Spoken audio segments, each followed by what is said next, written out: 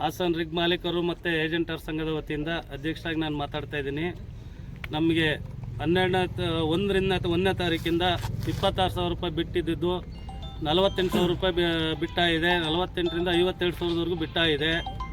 ಹಾಗಾಗಿ ನಾವು ಈ ಪ್ರತಿಭಟನೆನ ಒಂದು 10 ದಿವಸ ಮುಂದೂಡ್ಕೊ ಬಂದ್ವಿ. ಏನೋ ಬಿಟ್ ರೇಟು ಆಕರ್ಷಿತ ಆಗಿರ್ಬೋದು ಅನ್ನೋ ಉದ್ದೇಶದಿಂದ. ಅದು ಬಿಟ್ ರೇಟ್ ದಿನ ಇನ್ನೂ ರೇಟ್ ಜಾಸ್ತಿ ಆಯ್ತಿರೋದ್ರಿಂದ ನಮ್ಗೆ ಆ ಬಿಸಿ ನಮಗೆ ತಲುಪಿದ್ದು. ನಾವು 95 ರೂಪಾಯಿಯಿಂದ 100 ರೂಪಾಯಿವರೆಗೂ ಹೊಡಿತಾ ಇದ್ವಿ.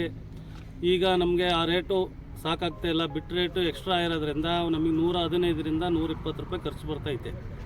ಹಾಗಾಗಿ ನಾವು ಇವತ್ತು ನಿಲ್ಲಿಸಿ ಎಲ್ಲ ಗ್ರಾಹಕರುಗಳಿಗಿರ್ಬೋದು, ನಮ್ಮ ರೈತ ಬಂಧುಗಳಿಗಿರ್ಬೋದು ಎಲ್ಲ ಸಹಕರಿಸ್ಬೇಕಾಗಿ ವಿನಂತಿ ಮಾಡ್ಕೊತಾ ನಿಲ್ಲಿಸಿದ್ದೀವಿ. ಇನ್ನೂ 2 ದಿವಸ ನಿಲ್ಲಿಸಿ ಶನಿವಾರ ಎತ್ತನ ಅಂತ ಮಾಡಿದ್ದೀವಿ.